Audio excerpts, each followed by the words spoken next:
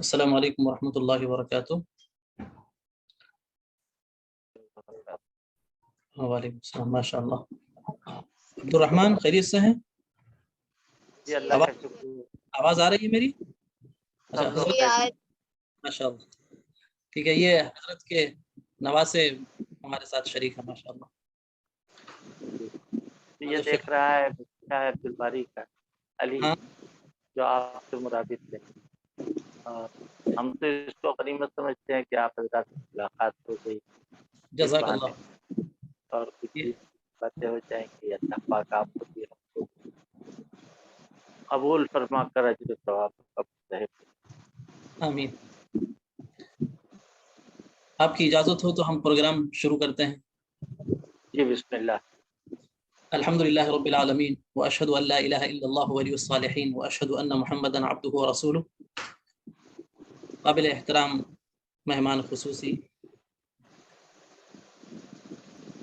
حضرت مولانا عبدالعلیم فاروقی صاحب مدت اللہ العالی، اور حافظ عبد الرحمن کے والد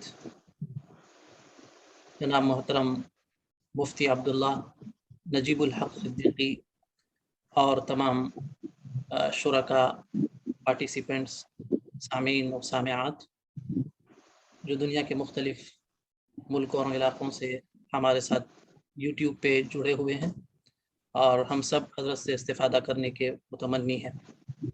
تو آئیے آج کا ہمارا عنوان کے اعتبار سے انتہائی عظیم ترین پروگرام، جو مقام صحابہ، منزلت و مرتبت صحابہ سے متعلق ہے، اس کا ہم آغاز کرتے ہیں، جس کے لیے میں ہمارے حضرت شیخ الاسلام مفتی محمد تقی عثمانی صاحب مدت اللہ العالی کے نواسے، میری مراد ہمارے بڑے کرم فرما دوست محترم جناب مفتی عبداللہ نجیب الحق صدیقی صاحب کے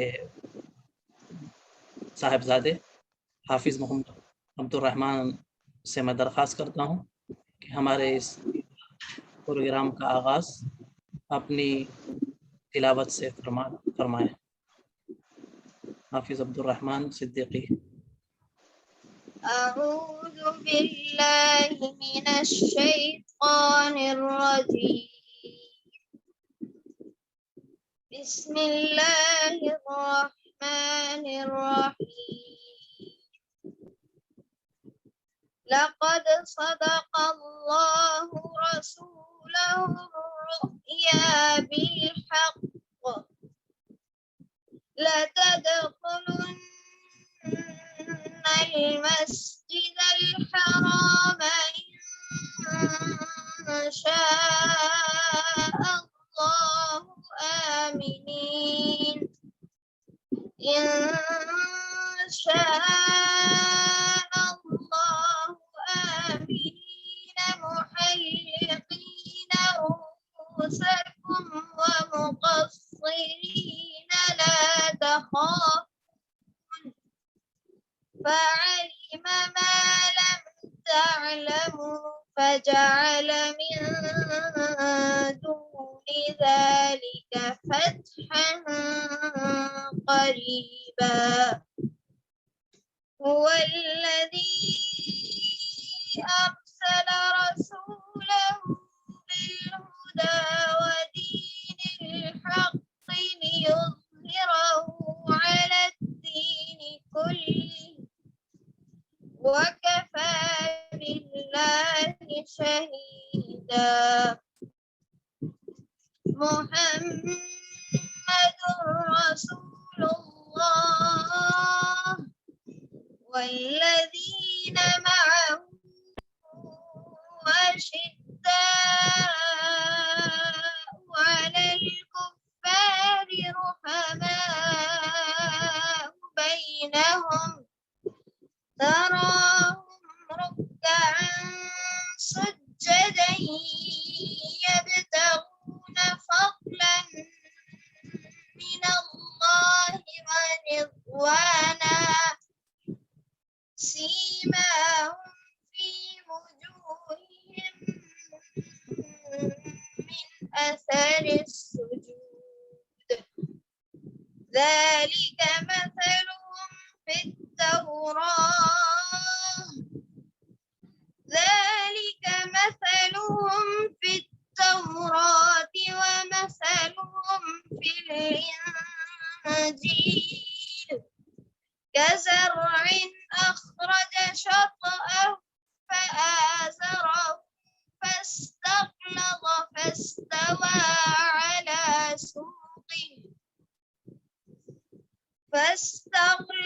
فاستوى على سوقه يعجب الزراع ليغيظ بهم الكفار وعد الله الذين آمنوا وعملوا الصالحات منهم مغفرة وأجرا عظيما صدق الله العظيم.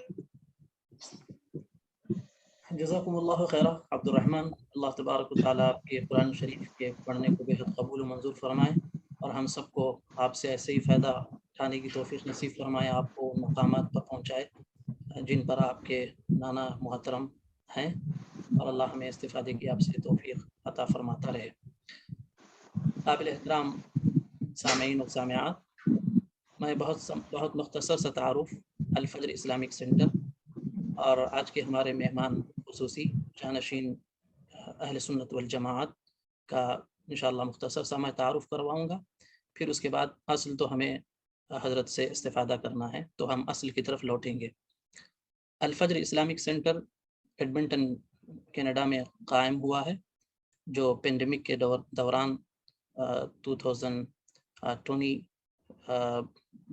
جون میں اسلامک اسٹڈیز کے لیے مستورات کی بہنوں کی اور بچوں کے لیے ماشاءاللہ اس ادارے کی اہم خصوصیت یہ ہے کہ ملک کے یعنی بر صغیر کے اور دنیا کے ممتاز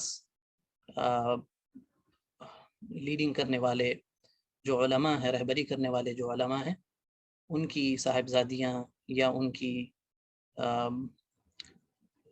صاحبزادیاں وغیرہ اور دوسرے متعلق لوگ پڑھاتے ہیں، ماشاءاللہ ان کی صاحبزادیاں پڑھاتی ہیں الحمدللہ۔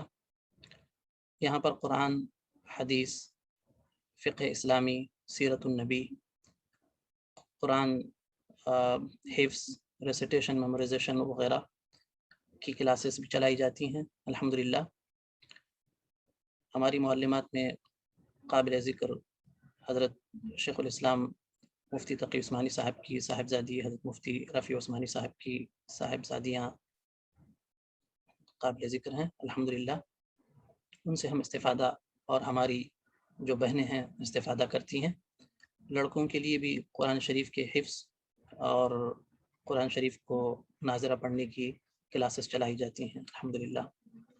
آپ دعا فرمائیں اور ان کلاسز سے استفادہ کرنے کی کوشش کریں۔ بہنوں سے گزارش ہے، یہاں پر جیسے میں نے عرض کیا، قرآن، حدیث، فقہ اسلامی، سیرت النبی اور اخلاق اور معاشرتی آداب وغیرہ سے متعلق کلاسز ہماری بہنیں لیتی ہیں، ان سے استفادہ کریں، فائدہ اٹھائیں۔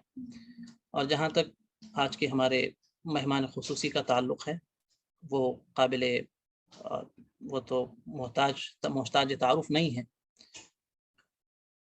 دارالعلوم دیوبند کو کون نہیں جانتا، دارالعلوم ندوۃ العلماء کو کون نہیں جانتا، سارے ہی لوگ جانتے ہیں ان کی قیادتیں، اور وہاں سے فارغ ہونے والے علماء دنیا کے تمام بر اعظموں میں ماشاءاللہ خدمات انجام دیتے ہیں۔ وہاں کی جو شورا ہے اس کے آج کے ہمارے مقرر رکن ہیں دارالعلوم دیوبند اور دارالعلوم ندوۃ العلماء کے، اور امام اہل سنت والجماعت حضرت مولانا عبدالشکور فاروقی صاحب کے نام اور ان کی خدمات سے ہم سب لوگ واقف ہیں، وہ آپ کے جد امجد ہیں۔ اور اس کے علاوہ جمعیت علماء ہند سے بھی اور اس کی خدمات سے بھی لوگ واقف ہیں، حضرت اس کے نائب صدر ہیں، وائس پریزیڈنٹ، اور اسی طرح دارالمبلغین لکھنؤ کے محتمیم ہیں، اور یہ خاندان فاروقی اپنی ایک امتیازی شان رکھتا ہے مدح صحابہ اور مقام صحابہ کو اجاگر کرنے اور مقام صحابہ سے لوگوں کو متعارف کروانے، دل و دماغ میں صحابہ کی عظمت، محبت، مقام و رتبہ اور منزلت بتلانے کے سلسلے میں۔ تو یہ جو عنوان ہم نے منتخب کیا، اور حضرت ظاہر ہے کہ اس عنوان پر بیان کا وہ استحقاق رکھتے ہیں، خاندانی اعتبار سے بھی خدمات کی وجہ سے، اور ان کے علم و مقام کے اعتبار سے بھی ماشاء اللہ۔ تو میں حضرت کا بڑا شکر گزار ہوں۔ اللہ کا شکر ادا کرنے کے بعد اس کے بعد الفجر کی ٹیم، جن میں معلمات بھی ہیں، معلمین بھی ہیں، اور اس کے ہمدرد و خیرخواہ ہیں، ان سب کا بھی شکریہ ادا کرتا ہوں۔ اور میں اب حضرت مولانا عبدالعلیم فاروقی صاحب مدد اللہ العالی، جو محتمیم ہیں دارالمبلغین لکھنؤ انڈیا کے، رکن شورا دارالعلوم دیوبند اور دارالعلوم ندوۃ العلماء ہیں، اور جمعیت علماء ہند کے نائب صدر ہیں، میں ان سے بادب درخواست کرتا ہوں کہ آپ ہمیں اس عنوان سے استفادہ کرنے کی کا موقع عنایت فرمائیں۔ جزاکم اللہ خیر۔ حضرت مولانا محمد عبدالعلیم فاروقی صاحب مدد اللہ العالی۔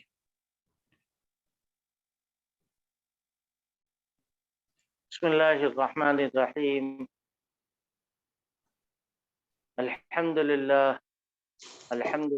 نحمده ونستعینه ونستغفره ونؤمن به ونتوکل علیہ ونعوذ باللہ من شرور انفسنا ومن سیئات اعمالنا، من يهده الله فلا مضل له ومن يضلله فلا هادي له، ونشهد أن لا إله إلا الله وحده لا شريك له، ونشهد أن سيدنا ومولانا محمدا عبده ورسوله، صلى الله تعالى عليه وعلى آله وأصحابه وأزواجه وذرياته وسلم۔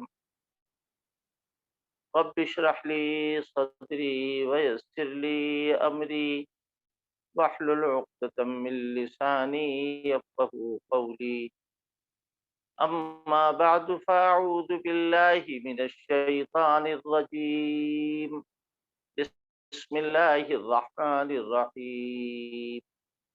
محمد رسول الله والذين معه أشداء على الكفار رحماء بينهم، تراهم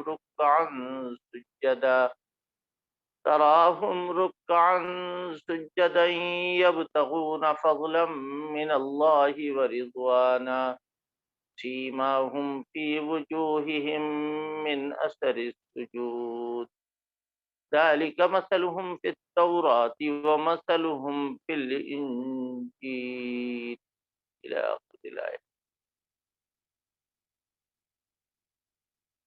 بزرگان محترم، حضرات سامعین و ناظرین، یہ پروگرام الفجر اسلامک سینٹر کلاٹا کی طرف سے منعقد کیا جا رہا ہے، اور اس کے روح رواں حضرت مولانا عمران فاروق صاحب، جن کی دعوت پر مجھے آپ حضرات کے سامنے کچھ عرض کرنے کی سعادت نصیب ہو رہی۔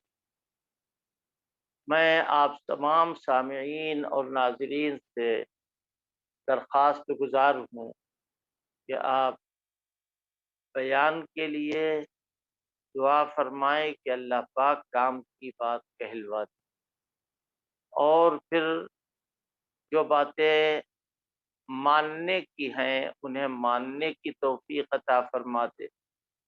اسی طرح جن باتوں کا تعلق اعمال کے ساتھ ہے، اللہ پاک ان باتوں پر عمل کرنے کی سعادت نصیب فرما دے۔ بغیر اللہ کی مقبولیت کے کوئی عمل قابل ذکر کو ہی نہیں کرتا ہے۔ میں ابھی آ کے بیٹھا، حضرت مولانا سے نیاز حاصل ہوا، ان کی صورت جو کبھی ملاقات ہوئی ہوگی، لیکن آج دیکھنے کے بعد یاد آیا کہ غالباً دیوبند میں ملاقات۔ اللہ پاک ان سے کام لے رہا ہے، اور اللہ پاک ہم سے بھی کام لے، اور ہم سب لوگ دین کے خادم بن کے جئیں، اور اسی حالت میں ہماری موت۔ ہمارے عزیز حافظ عبد الرحمن صاحب نے ابھی قرآن مجید کی جس آیت کی تلاوت کی ہے، اسی آیت کا ایک جز میں نے آپ کے سامنے پڑھا ہے، اور اس کو سامنے رکھ کر دین کی کچھ باتیں عرض کرنا ہے۔ سب سے پہلی بات یہ سمجھنے کی ہے کہ اللہ پاک نے نبیوں کو معجزات عطا فرمائے۔ آپ کہیں گے معجزات کیا چیز ہوتی ہے؟ اس کو سمجھ لیجئے، جو باتیں عام طور پر کوئی نہ کر سکے اور نبی سے وہ صادر ہو جائے، نبی سے ہو جائے وہ کام، وہ بات، تو سمجھیے کہ یہ معجزہ ہے۔ معجزہ اللہ کی طرف سے ہوتا ہے، ذریعہ اس کا نبی ہوتا ہے۔ مثلا قرآن جیسی کوئی کتاب آج تک نازل نہیں ہوئی اور نہ قیامت تک نازل ہوگی۔ حضور پاک صلی اللہ علیہ وسلم پر اللہ پاک نے قرآن اتارا، اور قرآن کو عربی زبان میں اتارا۔ قرآن ایسی جگہ سب سے پہلے نازل ہوا کہ جہاں کے لوگ زبان کے اعتبار سے، لینگویج کے اعتبار سے، لغت کے اعتبار سے عرب تھے۔ عربوں کے لیے اس زمانے میں اچھی بات کو عربی زبان میں کہہ دینا اور دنیا کو اپنا قائل بنا لینا، یہ ایک معمولی بات۔ لیکن جب قرآن اترا تو سارے جہان میں، ساری دنیا میں یہ چیلنج دے دیا قرآن نے کہ اس کتاب کی جیسی کتاب کوئی نہیں لا سکتا، اس کتاب کی ایک سورت کے برابر کوئی نہیں پیش کر سکتا، اس کتاب کی ایک آیت کا بھی کوئی مقابلہ نہیں کر سکتا۔ صاف اعلان کیا۔ بڑے بڑوں نے اپنی قسمت کو آزمایا، لیکن سب خاموش رہے، کچھ نہیں بنا۔ تو کیا کہا جاتا ہے کہ ہمارے آقا حضرت نبی کریم صلی اللہ علیہ وسلم کا بہت بڑا معجزہ قرآن مجید۔ قرآن اتارا تو اللہ نے، قرآن کلام تو اللہ کا ہے، لیکن حضرت نبی کریم صلی اللہ علیہ وسلم پر اترا، آپ کی مبارک زبان پر آیا، آپ سے صحابہ اکرام نے سنا اور سن کر اس پر عمل کیا، اور پوری دنیا میں جو آج قرآن ہے، چاہے ہندوستان ہو، چاہے امریکہ ہو، چاہے کینیڈا ہو، چاہے یو کے ہو، چاہے دنیا کا کوئی بھی خطہ ہو، یاد رکھیے یہ قرآن کا وجود صحابہ کی محنتوں کا نتیجہ۔ ایک بات تو یہ سمجھیے کہ قرآن معجزہ ہے۔ دوسرے ایک اور معجزہ اس کے اندر، وہ یہ کہ صحابہ اکرام خود معجزہ۔ حضور پاک صلی اللہ علیہ وسلم کی مبارک تعلیم کتنے دنوں ہوئی؟ 40 سال کے بعد 23 سال۔ 23 سال کی مدت میں دنیا میں انقلاب آ گیا، پوری دنیا میں انقلاب آ گیا، اور جو لوگ اپنے بچوں کو اپنے ہاتھوں سے زمین میں دفن کرتے تھے، وہ پوری انسانیت کو انسانیت بتانے والے بن گئے۔ جو راہ پر نہیں تھے، اوروں کو راہ پر لے آئے، اور جو تعلیم کے نام سے بدکتے تھے، علم کے نام سے وہ ہمیشہ غافل تھے، ایک دو نہیں 25 50 سینکڑوں بتوں کی پوجا ان کے لیے آسان، ان میں ایک انقلابی روح پیدا کیا ہمارے آقا صلی اللہ علیہ وسلم نے، اور کیا کہا، یا ایھا الناس قولوا لا الہ الا اللہ، اے لوگوں لا الہ الا اللہ پڑھو، لا الہ الا اللہ پڑھ لو، تمہارا دوست کون، تمہارا دشمن کون، یہ اللہ نے بتایا، حضرت نبی کریم صلی اللہ علیہ وسلم کی مبارک زبان سے ان کے کانوں میں پڑا، تو یہ شراب کے عادی نہیں بلکہ پرانی سی پرانی شراب رکھے رہتے تھے، تو اس کے لیے پہلے سے کوئی پروگرام نہیں بنا، کچھ ایکسرسائز نہیں کی گئی کہ یہ ہو یہ ہو یہ ہو، بلکہ اللہ تبارک و تعالیٰ نے ایک دم سے آیت نازل کی کہ انما الخمر والمیسر والانصاب والازلام رجس من عمل الشیطان فاجتنبوہ، دیکھو شراب، جوا اور اسی طرح کی محرمات، سمجھ لو یہ شیطانی کام ہیں، ان سے بچو۔ صحابہ اکرام نے چاروں طرف دیکھا بھی نہیں کہ یہ کیا کہا جا رہا ہے، اور وہ برسوں سے شراب کے جو عادی تھے انہوں نے شراب کے مٹکے توڑ دیے اور مدینے کی گلیوں میں شراب بہ دی، سارے توبہ کر گئے اور سارے متقی بن گئے، اللہ کا حکم پاتے ہی تو کیا کہا جاتا ہے، یہ ان کا کمال نہیں ہے، حضور کا کمال ہے کہ حضور نے ان کے اندر ایسی بات کہی جس کا اثر ہوا اور قرآن مجید کی تعلیم پر وہ راضی ہو گئے، یہ حضور کا معجزہ ہے۔ صحابہ اکرام رضوان اللہ تعالی علیہم اجمعین، آج دنیا میں طرح طرح کی بولیاں بولی جا رہی، طرح طرح کی باتیں کہی جا رہی ہیں، ان کو معلوم نہیں کہ صحابہ پر نشانہ لگانے والا، صحابہ کو الٹا سیدھا کہنے والا حضور پاک صلی اللہ علیہ وسلم کے قلب مبارک کو نشانہ لگانے والا، صحابہ کو نیچا دکھانے والا حضور کو نیچا دکھانے والا ہے۔ کیا حدیث ہے، حضرت نے فرمایا اللہ اللہ فی اصحابی، اے لوگوں اللہ سے ڈرو، اللہ سے ڈرو میرے صحابہ کے بارے میں، من احبہم فبحبی احبہم، جو ان کو چاہے گا، جو ان کو چاہے گا، جو ان سے محبت کرے گا تو وہ میری محبت کی بنیاد پر محبت کرے گا۔ ہم سے صحابہ سے کیا رشتہ، انہوں نے حضور کی ادائیں دیکھی، یہ حضور کی صحبت میں رہے ہیں، حضور سے انہوں نے فیض حاصل کیا ہے، حضور ان کے معلم ہیں، حضور ان کے مبلغ ہیں، حضور ان کے مزکی ہیں، یہ انہوں نے تربیت حاصل کی ہے درسگاہ نبوت، لہذا ان کے اندر جو کمال پیدا ہوا ہے وہ بعد والے چاہے جتنے نمازی ہوں، چاہے جتنی بڑی عمر ان کی ہو، لیکن وہ ان کا مقابلہ نہیں کر سکتے۔ یاد رکھیے ایک بات عرض کرنے کو جی چاہتا ہے، ایک آدمی امام ابو حنیفہ کے برابر علم رکھتا ہے، پورا قرآن ایک رکعت میں پڑھتا ہے،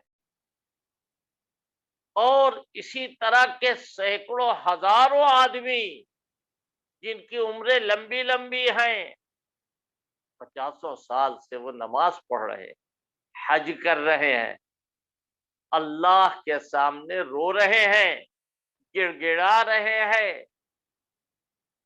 وہ کیا کسی ایک صحابی کے ایک لمحے کا مقابلہ کر سکتے ہیں؟ ایک واقعہ مجھے یاد آیا، ایک صاحب کافروں سے کی طرف سے آ رہے لڑتے ہوئے، نہ معلوم کتنے صحابہ کو ان کی تلوار سے شہید ہوا نہ پڑا ہوگا، نہ معلوم کیا کیا ہوا ہوگا، لیکن اس کے باوجود جب حضور کے قریب وہ پہنچے، کافروں کے لشکر کے ایک سپاہی جو مسلمان نہیں ہوئے ہیں حضور کے قریب پہنچے، حضور نے ان کی طرف دیکھا، انہوں نے بھی حضور کی طرف دیکھا، اللہ اللہ، کیا ہوا؟ کچھ مجھے جرت ہوئی، کچھ ان کی آنکھیں جھک گئیں، کچھ مجھے جرت ہوئی، کچھ ان کی آنکھیں جھک گئیں، ہوتے ہوتے یوں ہی اظہار تمنا ہو گیا۔ اللہ کے پیغمبر نے ان کی طرف دیکھا تو ان کی کایا پلٹ، سارا کفر ملیا میٹ ہو گیا، سارا بدن تھر تھرا رہا ہے، تلوار ہاتھ سے گر گئی، حضور کے آگے بڑھے اور حضور کے آگے آ کر کے یوں کہتے ہیں اشہد ان لا الہ الا اللہ واشہد انک رسول اللہ۔ اس محبت میں حضور نے ان کی طرف دیکھا ہوگا، کیسے دیکھا ہوگا؟ وہی گری ہوئی تلوار حضور نے اٹھا کے کہا اب ادھر سے جاؤ، ابھی ایک قدم آگے بڑھایا ہے کہ کسی کافر نے ان کی گردن مار۔ بتاؤ کتنی دیر یہ حضور کے پاس بیٹھے، کوئی نماز بھی نہیں پڑھی حضور کے ساتھ، وضو بھی نہیں کیا، قرآن بھی نہیں پڑھا، تعلیمات اسلام سے بھی واقف نہیں ہوئے، بس ایک لمحہ بھر کے لیے حضور کا ساتھ نصیب ہوا ایمان کے ساتھ، اور اسی ایمان پر ابھی ابھی شہادت۔ آپ غور کریں، ان صحابی کا ایمان ترازو کے ایک پلے میں رکھ دو اور پوری دنیا کے متقی پرہیزگاروں کا ایمان ترازو کے دوسرے پلے میں رکھ دو، یاد رکھو ان کا پلہ جھک جائے۔ کیوں؟ یہ صحابی ہے، صحابیت کا مقابلہ کوئی کر نہیں سکتا بعد والا، نبیوں کے بعد سب سے اعلیٰ، سب سے بالا، سب سے برتر مقام صحابہ اکرام کا ہے، اور ان میں سے ہر ایک متقی پرہیزگار، ایسا متقی، ایسا پرہیزگار، اللہ اکبر۔ جو آیت میں نے پڑھی ہے، اسی آیت سے چند آیتیں پہلے اللہ پاک فرماتا الزمہم کلمۃ التقوی وکانوا احق بها واہلھا، ہم نے تقوی کو ان کے لیے لازم بنا دیا۔ لازم کسے کہتے ہیں؟ پوری دنیا میں لوگ دیکھ رہے ہوں گے، بہت سارے لوگ، سب لوگ کوئی دارالعلوم دیوبند کے فاضل تھوڑے ہوں، بلکہ بہت سارے ایسے ہوں گے کہ جو منطق و فلسفے کا نام بھی نہیں جانتے ہوں گے، لیکن میں انشاءاللہ سمجھاؤں گا، قرآن سمجھائے گا، میں نہیں سمجھاؤں گا، قرآن سمجھائے گا۔ لازم کہتے ہیں جس کا جدا ہونا محال ہو۔ دودھ کیسا ہوتا ہے؟ ہمارے یہاں انڈیا میں تو سفید ہوتا ہے دودھ، کینیڈا میں بھی سفید ہی ہوتا ہوگا، انگلینڈ میں بھی سفید ہوتا ہوگا، پوری دنیا میں دودھ سفید ہوتا ہے۔ کوئی کہے دودھ سے سفیدی کو نکال لو، نکال تو لیں گے مگر پھر وہ دودھ نہیں باقی رہے۔ شہد میٹھا ہوتا ہے، ہانی جسے کہتے ہیں، گجراتی زبان میں مت جسے کہتے ہیں، شہد میٹھا ہوتا ہے، شہد سے مٹھاس کو نہیں الگ کیا جا سکتا۔ آگ گرم ہوتی ہے، آگ سے گرمی نہیں نکالی جا سکتی، برف ٹھنڈی ہوتی ہے، برف سے ٹھنڈک کو نہیں دور کیا جا سکتا۔ اللہ کے بندو غور کرو، جیسے برف سے ٹھنڈک نہیں دور ہو سکتی، آگ سے گرمی نہیں جدا ہو سکتی، اور شہد سے مٹھاس نہیں الگ ہو سکتی، دودھ سے سفیدی نہیں دور ہو سکتی، اسی طرح صحابہ سے تقوی الگ نہیں ہو سکتی۔ الزمہم کلمۃ التقوی، ہم نے تقوی کو لازم قرار دے، وہ جدا ہو ہی نہیں سکتا۔ اللہ جس چیز کو رچا دے، بسا دے، سجا دے، سنوار دے، اسے کون الگ کرے گا؟ تقوی، یہ تقوی والے ہیں، اور تقوی ان کے لیے کوئی زبردستی نہیں رکھا گیا ہے کہ زبردستی کہ اگر کوئی آدمی کوئی ایک شیشی لیے ہوئے اس میں کوئی دوا رکھ رہا ہے اور شیشی بھر گئی تو اور بھرے گا، ایسا نہیں ہے، ٹوسم ٹھاس والا معاملہ نہیں ہے یہاں، بلکہ وَكَانُوا أَحَقَّ بِهَا وَأَهْلَهَا، یہ لوگ اس کے زیادہ حقدار اور اہل ہیں۔ معلوم یہ ہوا کہ تمام صحابہ متقی اور پرہیزگار ہیں۔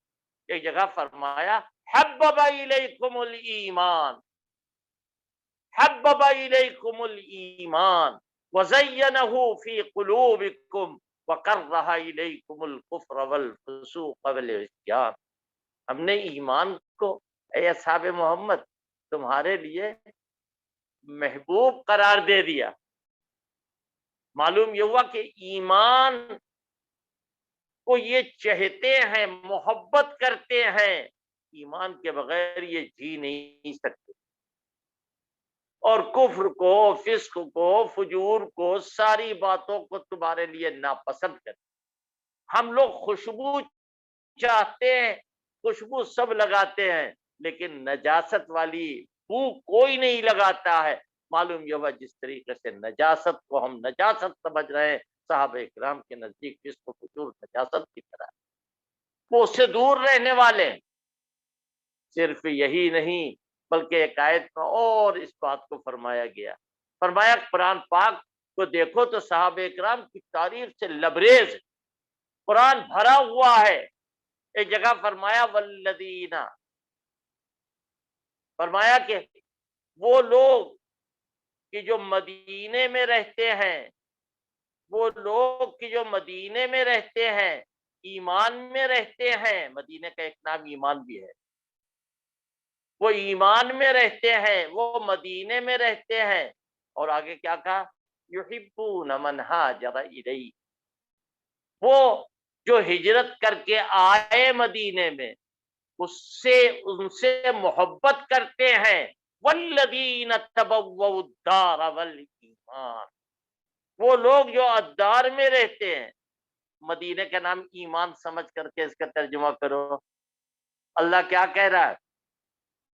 وہ ایمان میں رہتے ہیں، کیسے؟ جیسے پانی میں مچھلی رہتی ہے،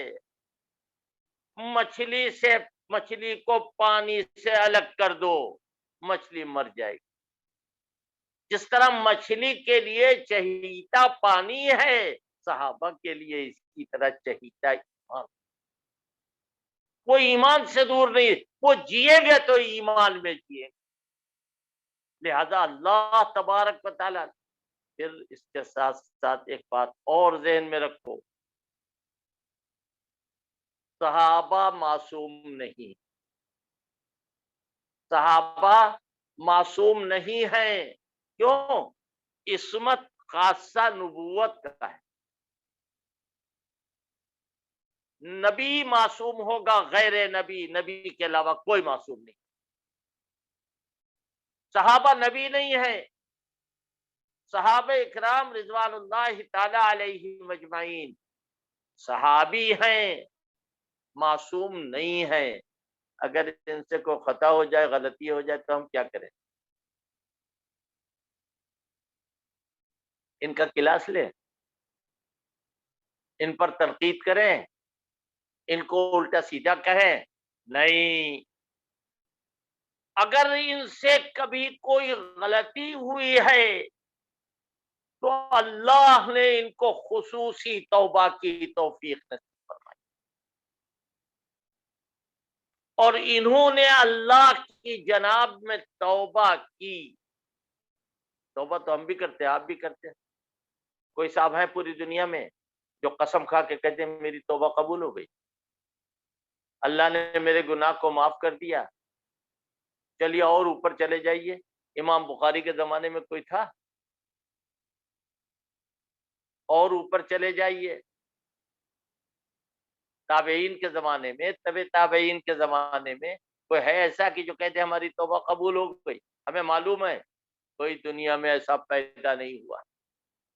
لیکن صحابہ اکرام نبیوں کے بعد وہ خوش قسمت جماعت ہے کہ جن کو اسی دنیا میں پتہ چل گیا کہ ہاں ہماری توبہ قبول. اور پتہ کیسے؟ کسی نجومی نے بتایا؟ کسی کاہن نے بتایا ہے؟ کسی شیطان نے بتایا ہے؟ نہیں نہیں نہیں. کسی روایت سے معلوم ہوا ہے؟ نہیں. قرآن بتا رہا ہے. قرآن سے بڑھ کر کوئی حدیث. قرآن اللہ کی کتاب ہے بلا ریب، بلا شک. اس کے اندر یہ بھی نہیں ہے کہ فلاں راوی ایسا ہے، فلاں راوی ایسا ہے. ایسا کچھ نہیں ہے. قرآن کے ہر زمانے میں بے شمار حافظ موجود رہے ہیں. حضرت رسول اللہ صلی اللہ علیہ وسلم کے مبارک زمانے سے لے کے آج تک، اور جب تک یہ دنیا سلامت ہے اس وقت تک قرآن کے بے شمار حافظ رہیں گے. قرآن مجید میں اللہ نے اتارا. غزوہ احد کے موقع پر حضور پاک صلی اللہ علیہ وسلم نے ایک پہاڑ پر بٹھا دیا تھا، ایک گھاٹی پر. تو کہا یہاں بیٹھے رہنا، اور دیکھو پیچھے سے کوئی آ کے حملہ نہ کرنے پائے. تم سب پوزیشن لیے رہنا، کہیں ایسا نہ ہو کہ کوئی حملہ کر دے. وہ بیٹھے ہوئے ہیں. فتح ہو گئی. لیکن جب فتح ہو گئی اور مال غنیمت تقسیم ہونے لگا تو یہ مطمئن ہو گئے کہ اب دشمن کے آنے کا کوئی سوال نہیں. تو بازے ان میں اجتہاد کر کے نیچے آ گئے. بس ان کا نیچے آنا تھا کہ قیامت. بعض کافروں نے پیچھے خالی دیکھ کر کے جگہ وہ آ گئے، آ کے حملہ کیا، جیتی ہوئی بازی متاثر. ایسے موقع پر انہوں نے توبہ کی تو اللہ کیا فرما رہا ہے؟ وَلَقَدْ عَفَا اللَّهُ عَنْكُمْ، کہ اللہ نے انہیں معاف کر دیا. اب بتاؤ یہ سند پوری دنیا میں اگر کسی کو نصیب ہے معافی کی تو صرف صحابہ اکرام کو. صحابہ کے علاوہ کوئی نہیں بتا سکتا کہ ہماری غلطی معاف ہو گئی. اگر کوئی آدمی کہے ہماری نماز قبول ہے، کوئی دنیا میں ایسا جو قسم کھا کے کہے کہ ہم نے عشاء کی نماز پڑھی، ہماری نماز قبول ہو گئی، ہم نے فجر کی نماز پڑھی، ہماری نماز قبول ہو گئی. ہاں اللہ سے امید کرتے کہ اللہ قبول فرمائے گا، لیکن کوئی قسم کھا کے نہیں کہہ سکتا ہے. ہاں بے شک وہ لوگ کہہ سکتے ہیں جو نبی کے ساتھ نماز پڑھنے والے ہیں، جن کی شان میں قرآن کی آیت اتری ہے. اور کیا فرمایا؟ ان ربک یعلم انک تقوم ادنی من ثلثی اللیل ونصفہ وثلثہ وطائفۃ من الذین معک. اللہ کو معلوم ہے، اللہ کو معلوم ہے کہ اے پیغمبر آپ نماز پڑھتے ہیں رات میں اٹھ کے، آپ رات میں کھڑے ہوتے ہیں نماز کے لیے، اور آپ کے ساتھ ایک جماعت کھڑی ہوتی ہے. وطائفۃ من الذین معک. یہ کون جماعت ہے؟ صحابہ اکرام کی جماعت.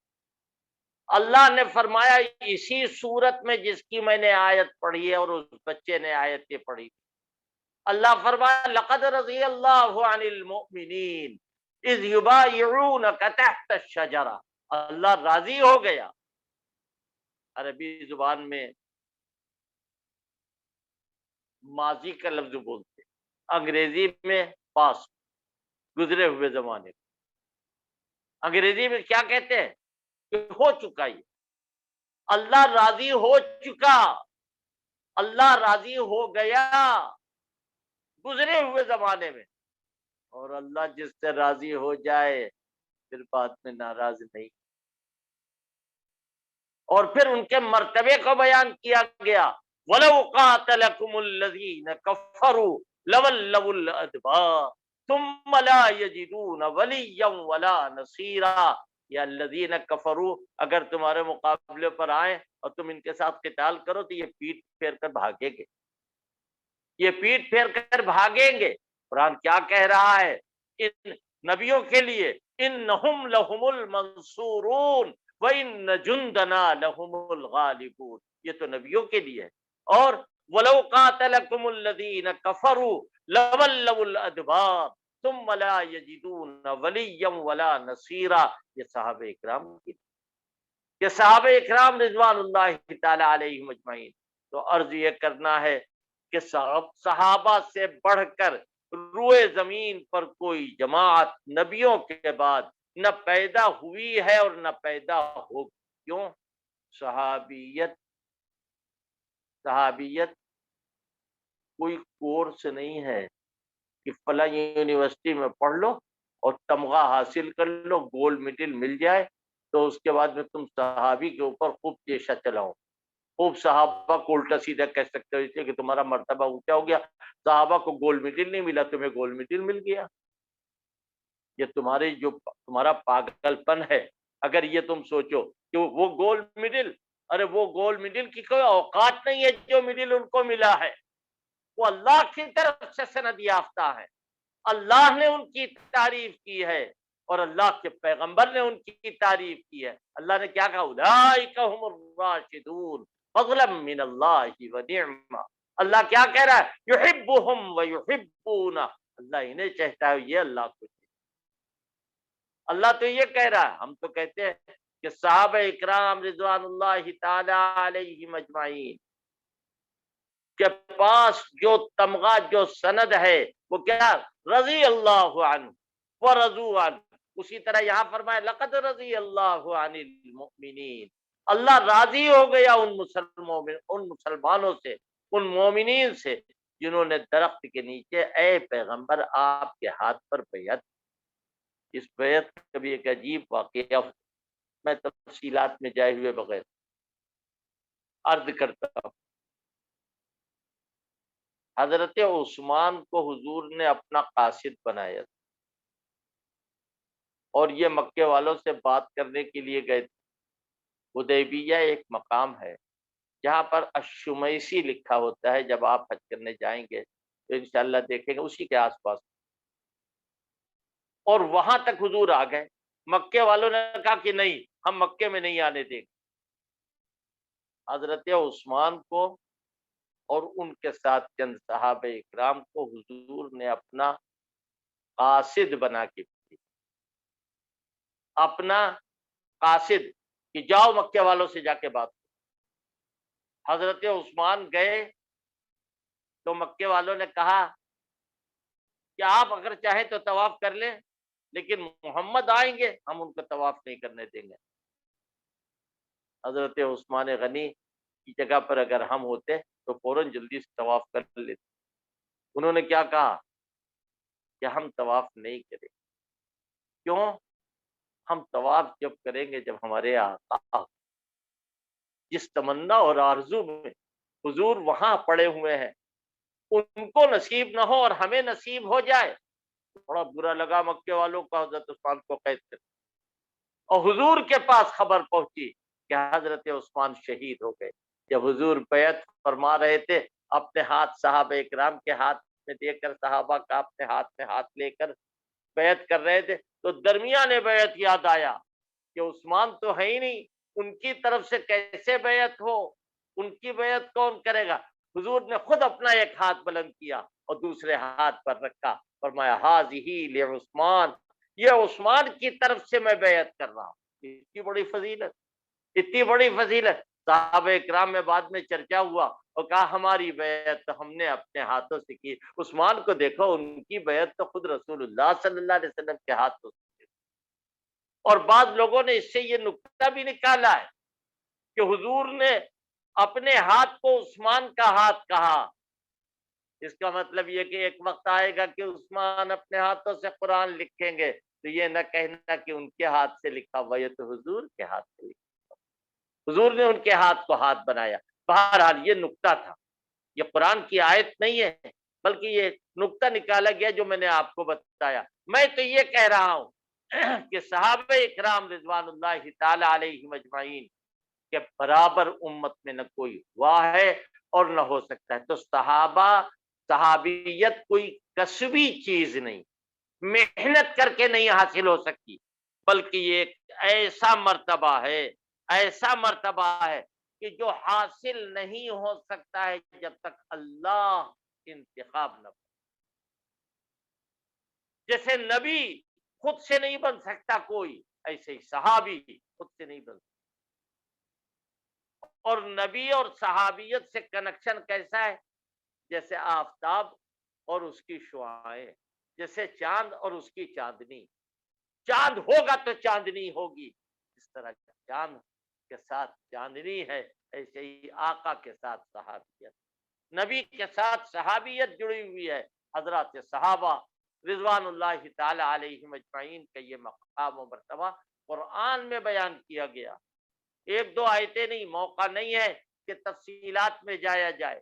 میں اس آیت کی طرف آ رہا ہوں جو آیت میں نے بھی شروع میں پڑھی ہے، اور ابھی ہمارے بچے نے بھی وہی آیتیں پڑھی ہیں. قرآن مجید کی آخری آیت ہے سورہ فتح کی. اللہ فرما رہا ہے محمد الرسول اللہ، محمد اللہ کے رسول. یہ ایسی چیز ہے کہ اس کے اندر ساری فضیلتیں آ گئی. حضرت کو رسول بتایا. اے اللہ، اس جملے کے بعد آپ کیا فرما رہے ہیں؟ فرمایا رسالت کی دلیل دے رہا ہوں. اور رسالت کی دلیل کیا ہے؟ والذین معہ اشداء علی الکفار. دلیل یہ ہے کہ جو ان کے ساتھ ہیں وہ اللہ کے دشمنوں کے حق میں سخت ہیں اور اللہ کے دوستوں کے حق میں نرم. اللہ اللہ قربان جاؤ، عجیب بات ارشاد فرما رہے. اللہ کے دشمنوں کے حق میں سخت، یہ یوں کہہ لو وہ نفس کے ساتھ سختی کا معاملہ کرتے ہیں، من چاہا کام نہیں کرتے ہیں، نبی چاہا کام کرتے ہیں، خدا چاہا کام کرتے ہیں. اشداء علی الکفار رحماء بینہم. معلوم یہ ہوا کہ حضور کے شاگرد ہیں صحابہ، حضور کے متعلم ہیں صحابہ، حضور کی درسگاہ کے طالب علم ہے صحابہ. سب سے پہلے شاگرد اور سب سے پہلا مدرسہ کون ہے؟ اللہ کے پیغمبر کا مدرسہ. اور وہاں بورڈنگ کا بھی انتظام ہے. آپ گئے ہوں گے مدینہ پاک، اللہ بار بار لے جائے، اللہ آسانیاں پیدا فرمائے. وہاں جانے کے لیے تو آپ نے دیکھا ہوگا صفہ ایک چبوترا ہے. یہ اللہ کے پیغمبر کے طالب علموں کے بیٹھنے کی جگہ تھی، اور یہاں وہ بیٹھے رہتے تھے. صحابہ اکرام رضوان اللہ تعالی علیہم اجمعین شاگرد ہیں اور حضور استاد ہیں. تب تو سندیں دی ہیں حضور نے. ایک موقع پہ فرمایا ارحم امتی بامتی ابو بکر. میری امت میں سب سے بڑے رحم کرنے والے رحم دل ابو بکر ہیں. اشدہم فی امر اللہ عمر. اللہ کے راستے میں سب سے زیادہ سختی کرنے والے عمر ہیں. بہت سارے صحابہ اکرام کے لیے کہا. فرمایا اقرؤہم ابی بن کعب. سب سے بڑے قاری امت میں ابی بن کعب ہے. فرمایا سب سے بڑے باحیا عثمان ابن عفان ہیں. سب سے اچھا فیصلہ کرنے والے علی ابن ابی طالب ہیں. امین هذه الامہ ابو عبیدہ بن الجراح. اس امت کے سب سے زیادہ امین کون ہے؟ ابو عبیدہ ابن الجراح ہے. عالمہم بالحلال والحرام معاذ بن جبل. معاذ ابن جبل جو ہیں وہ سب سے زیادہ حرام و حلال کے جاننے والے ہیں. لہذا صحابہ اکرام رضوان اللہ تعالی علیہم اجمعین دلیل نبوت، حضور کا معجزہ اور حضور کی نبوت کی دلیل. اچھا دیکھیے، اگر آپ کے یہاں کوئی آدمی آئے تو یہ بہت بڑا ڈاکٹر ہے. اچھا کا بہت بڑا ڈاکٹر ہے، اس کا علاج کریں. کہاں علاج کیجئے؟ ڈاکٹر تو بہت بڑے ہیں. کیا خوبی ہے ان کی؟ کہ ان کے پاس ڈگریاں بہت، ان کی ناک بہت اچھی، ان کے کان بہت اچھے ہیں، ان کا صفحہ بہت اچھا ہے. یہ ڈاکٹر بہت اچھے ہیں. کہا علاج کروائیں. کہا دیکھیے دوسری بات سن لیجئے، جو آدمی ان کا علاج کرتا ہے وہ دوسرے دن مر جاتا ہے. تو پھر یہ کیسے ڈاکٹر کا؟ ڈاکٹر بہت بڑے ہیں. یہ وہی بات ہے کہ جو مخالفین صحابہ کہا کرتے ہیں کہ حضور تو بہت بڑے تھے لیکن حضور کی وفات کے بعد سارے صحابہ نعوذ باللہ ثم نعوذ باللہ مرتد ختم ہو گئے، سارے کے سارے صحابہ اکرام. تو اللہ کیا فرما رہا ہے؟ اشداء علی الکفار رحماء بینہم. آگے ان کا اٹھنا بیٹھنا، ان کا سونا جاگنا، ان کا چلنا پھرنا کچھ بیان کرتے، جو خصوصی بات ہوتی ہے وہ بیان کی جاتی. اگر آپ لکھنؤ آئیں تو ہم آپ سے کیا کہیں گے؟ یہاں لکھنؤ کی جو خاص چیزیں ہیں ہم ان کو دکھاتے ہیں. تو اللہ صحابہ اکرام کی خاص چیز دکھا رہا ہے اور کیا کہہ رہا ہے؟ تراہم رکعا سجدا. اے دیکھنے والے جب دیکھے گا، کبھی رکوع میں دیکھے گا ان کو، کبھی سجدے میں دیکھے گا. اللہ اللہ، معلوم یہ ہوا کہ ان کی نمازیں قابل دید. اور کیوں نہ ہو، ایک دو جگہ نہیں، قرآن پاک بھرا ہوا ہے ان کی نمازوں کی تعریف. کہیں فرمایا کہ والذین یبیتون لربہم سجدا وقیاما، یہ لوگ اپنی رات بتا دیتے ہیں رکوع اور سجدے کی حالت میں اور قیام کی حالت. کہیں فرمایا کانوا قلیلا من اللیل ما یہجعون، کہ یہ لوگ راتوں میں کم سوتے ہیں. کہیں فرمایا تتجافا جنوبہم عن المضاجع يدعون ربهم خوفا وطمعا.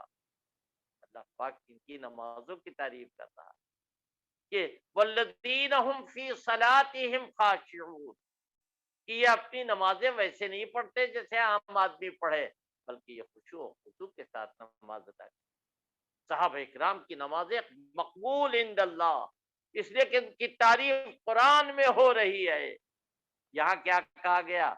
تراہم رکعا سجدا، کہ جو لوگ یہ لوگ نماز پڑھتے ہیں، کبھی ان کو دیکھو گے سجدے میں، کبھی ان کو دیکھو گے رکوع میں. ایک صاحب آئے ایسی بولی بولتے ہوئے جیسی بولی کوئی نہیں بولتا. انہوں نے کیا کہا؟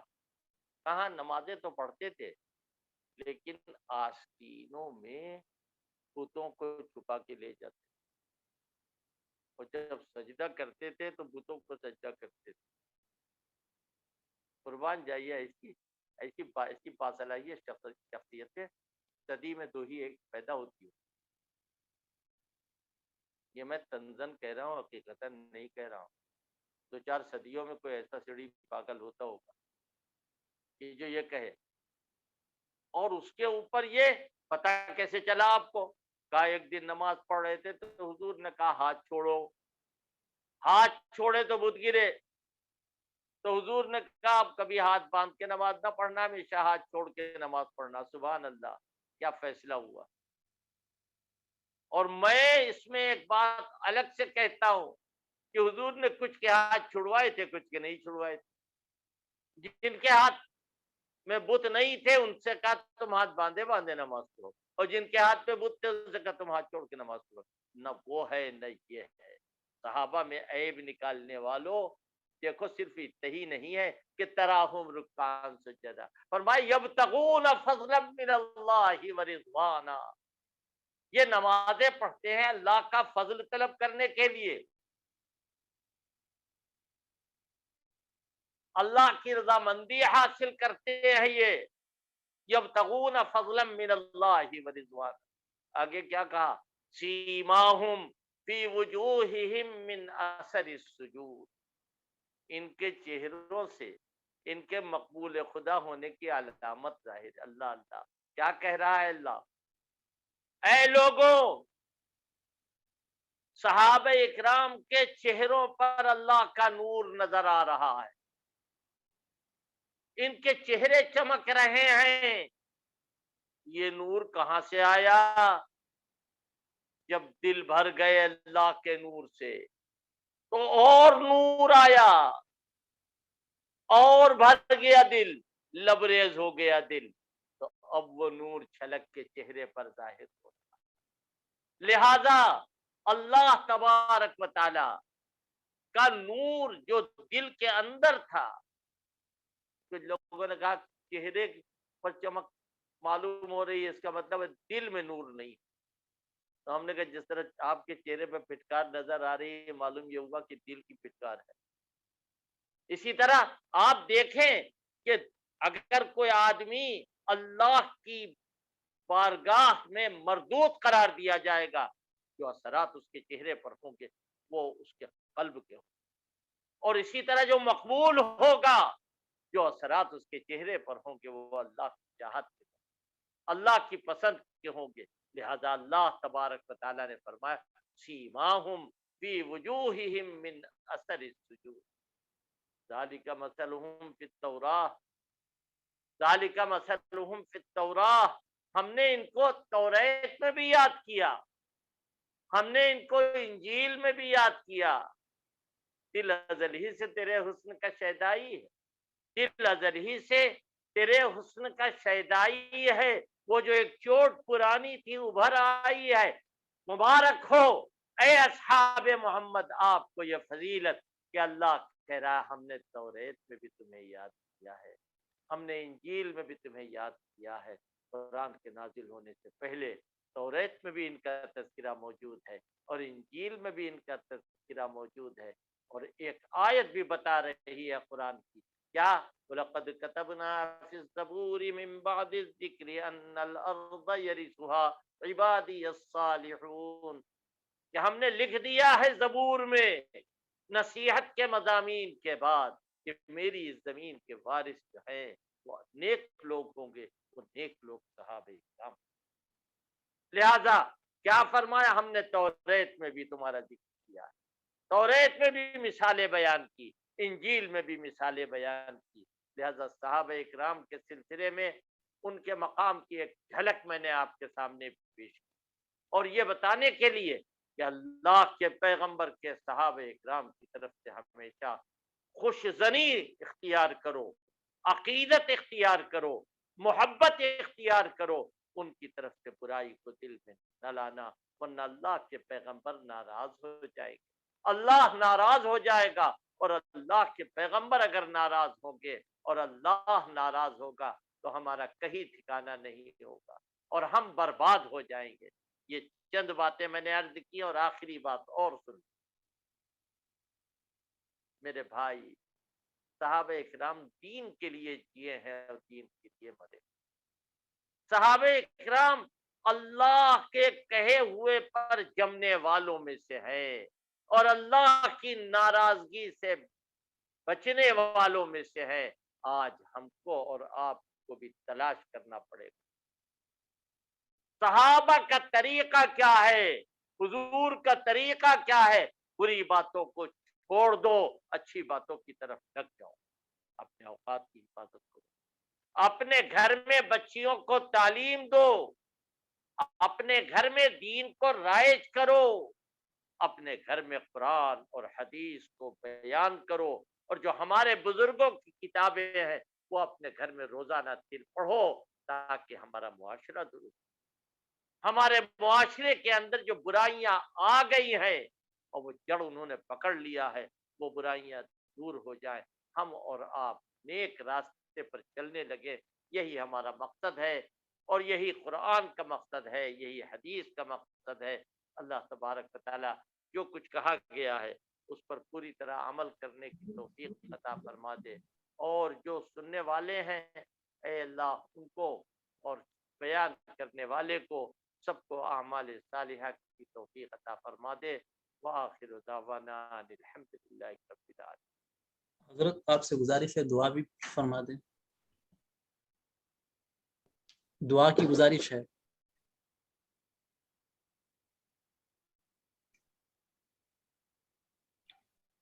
حضرت آپ سے میں درخواست کرتا ہوں کہ دعا بھی فرما دیں. دعا آپ کرا دیتے ہیں نہیں یہ تو آپ کا حق ہے. بسم اللہ الرحمن الرحیم. لا الہ الا اللہ وحدہ لا شریک لہ لہ الملک ولہ الحمد یحیی ویمیت وہو علی کل شیء قدیر. لا الہ الا اللہ وحدہ لا شریک لہ لہ الملک ولہ الحمد یحیی ویمیت وہو علی کل شیء قدیر.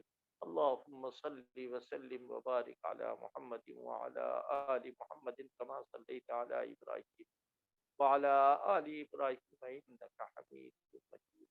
اللهم ربنا آتنا في الدنيا حسنة وفي الآخرة حسنة وقنا عذاب النار. ربنا لا تزغ قلوبنا بعد إذ هديتنا وهب لنا من لدنك رحمة إنك أنت الوهاب. اے اللہ اپنے کرم سے ہمیں محروم نہ فرما. اے اللہ اپنی عنایت سے ہمیں محروم نہ فرما. اے اللہ ہم آپ کا کرم چاہتے، ہم آپ کی مہربانی چاہتے. اے ارحم الراحمین ہمارے اوپر رحم فرما. اے اللہ پوری دنیا پر رحم فرما، کرم فرما. اے اللہ ہم کو سیدھا راستہ عطا فرما دے، وہ راستہ کہ جس کے چلنے والوں پر آپ کا انعام نازل. اور اے اللہ ہم کو اس راستے سے بچا لے جس کے چلنے پر آپ کے غضب کے وہ مستحق ہوئے. اے اللہ اپنے کرم سے، اپنے فضل سے پوری دنیا میں چین اور امن پیدا فرما دے. پوری دنیا میں چین اور امن پیدا فرما دے. اے اللہ ظاہری اور باطنی جو برائیاں رائج ہیں، اے اللہ جو امراض چل رہے ہیں، اے اللہ ان کو ختم فرما دے. اے اللہ پوری دنیا میں سکون عطا فرما دے. اے اللہ ہر شخص کو اوپر رحم فرما، ہر شخص کے اوپر کرم فرما. اے اللہ جنہوں نے ہم سے دعاؤں کے لیے کہا ہے یا لکھا ہے یا ان کا ہم پر حق ہے، ان کے تمام نیک مقاصد کی تکمیل فرما. اے اللہ اپنے کرم سے ہمارے تمام مرحومین کی مغفرت فرما. اے اللہ تمام مرحومین کی مغفرت فرما، ان کے درجات کو بلند فرما. اے اللہ اپنے کرم سے، اپنے فضل سے ہماری بچیاں جو شادی کے لائق ہیں، بچے جو شادی کے لائق ہیں، اے اللہ اچھی اچھی جگہ ان کی شادی فرما. اے اللہ اپنے کرم سے، اپنے فضل سے جو پریشان حال ہیں ان کی پریشانیوں کو دور فرما. اے اللہ جو مصیبت زدہ ہیں ان کی مصیبتوں کو دفع فرما. جو بیمار ہیں ان کو شفا عطا فرما.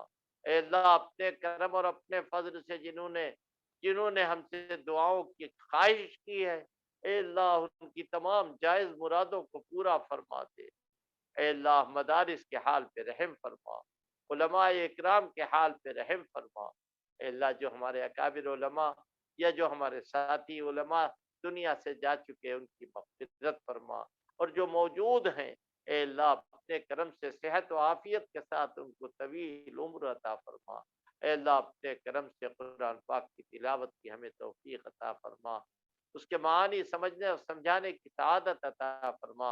اے اللہ اپنے کرم اور اپنے فضل سے ہمارے بھائی جہاں جہاں دنیا کے جس جس خطے میں جس جس حصے میں ہیں، اے اللہ سب کے حال پہ رحم فرما اور سب کی مرادوں کو پورا فرما. اے اللہ ہم سب کو ایمان پر زندہ رکھ، ایمان پر موت دے، ایمان والوں کے ساتھ ہمارا حشر فرما. آمین یا رب العالمین برحمتک یا رب. جزاکم اللہ خیر. میں الفجر ٹیم کی جانب سے حضرت شیخ الاسلام نہیں کر سکے آپ حضرات کا، اور کچھ بھی نہیں، ابھی بیماری سے اٹھے تھے. شروع میں نہیں، اللہ شکر دے آپ جی ہم لوگ بڑے شوق سے آپ کی تقاریر کا انتظار کرتے تھے جب آپ دارالعلوم دیوبند شورا کی اجلاس کے لیے تشریف لاتے تھے. دارالحدیث میں آپ کی تقاریر ہوا کرتی تھی، ہم طلبہ بڑے شوق سے ان تقاریر کے انتظار میں ہوا کرتے تھے. جزاکم اللہ خیرہ. اسی طرح میں اپنے تمام جو سامعین ہیں، سامعات ہیں یا ناظرین ناظرات ہیں، ان سب کا شکر گزار ہوں الفجر ٹیم کی جانب سے.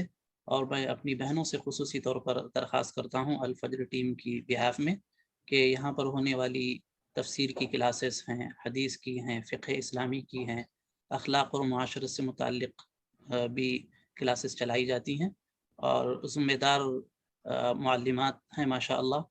تو ان سے درخواست ہے کہ بہنوں سے درخواست ہے کہ وہ کوشش کریں کہ ان کلاسز سے یا ان حلقات سے استفادہ کیا کریں. اور تفصیلات کے لیے ہماری ویب سائٹ ہے www.alfajr.ca. جزاکم اللہ خیرہ.